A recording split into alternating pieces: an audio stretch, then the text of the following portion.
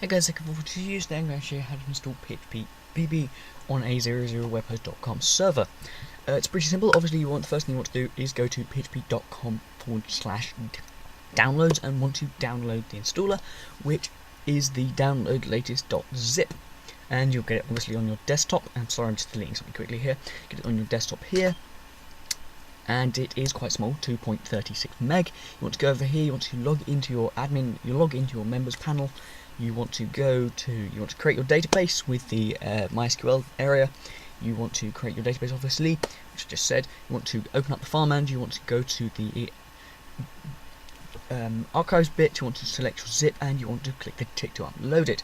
Whilst this uploads, it may take a little while because obviously it's got to extract it, my internet's being rather slow, so obviously we have your, so just saying there, the thing there, and this is uploading. It's only done 37%. Other things I can talk about here, obviously there are customizable features. We have skins, or styles as they call them. We have a styles database, a styles demo, which there we are, and you have other main features of that, of course. There are a whole list of them to choose from. Obviously there are ones other people have made that aren't being submitted on here. The one I rather like is there's a Linux look-alike one, there's a couple of ones that look like Windows 7, there's an XP one, and there's this one here, which is quite nice. Well, I think it's quite nice. Obviously they are customizable to what you want. The files have now been uploaded and extracted out of it, so we're going to go back page and you'll see them in the directory here. We want to go back here, we want to open up our website in a new tab, we want to go to the directory which is phpBB3, and this will bring up the introduction install page, which is phpBB3/install/index.php, and you want to obviously read that through. There is an installation guide if you get stuck. You want to go install, and it will tell you about the things you need: database name, database title, port number, username, etc. And obviously if it's not on a local host or it's not, and the database types it supports. This will run through a couple of requirements it needs, which is version of PHP it needs, which database, of course. It'll check if things are available or unavailable. Obviously here we're going to use the MySQL, not the MySQL with MySQLi extension, but that's just a choice even though it is available. And there are a couple of other ones here, QL, and it has things about things being found and writable, and of course the next thing is go installation.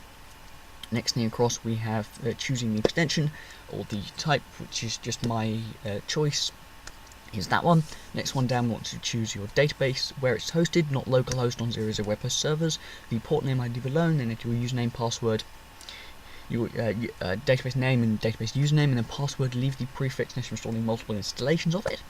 And then it will test the connection to the database, and it has a connection successful. So we want to go to the next step, and it will let you choose your default language, which is English, British English, and then password again, and then of course contact emails.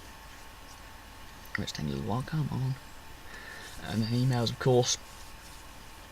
And next one down, it'll pass some tests on that. I'm not quite sure what it does. Then it will create the config file, config.php, which of course we saw earlier, which was actually writable. So we're going to proceed to the next step, and then it'll have some email settings.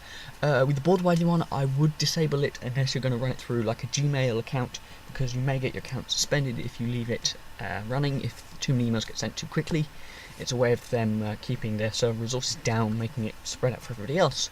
There are a couple of other things. Obviously, you can run through the secure writable things. There's a couple of obviously things there I've just said about, and then we have the secure cookies, which obviously aren't because you're not using HTTPS or a secure type connection. And there are other things like first URL settings, server protocol, domain name, port number, which is now got, of course, which is 80, but I wouldn't touch that in the first place, and then script path, which is a /phpBB3.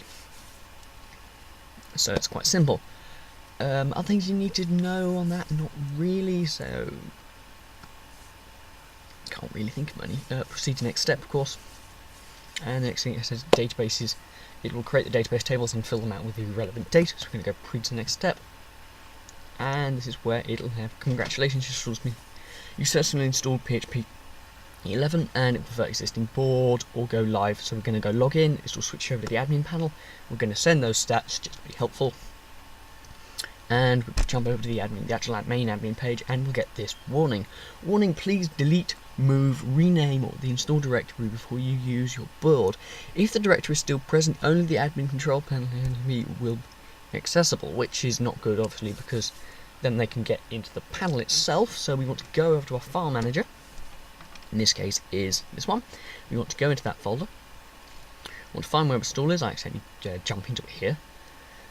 Jump back out again. Want to go to install, click the tick, and then we're going to go delete, and then we're going to do that again. We'll jump over here, hit refresh F5 or refresh on the page at the top, and that will disappear. Want to go to the board, and your default board will appear. So that is how to install phpBB on a 000webhost.com server. Remember to check out the other playlist. Remember to rate, comment, subscribe, and I'll see you around.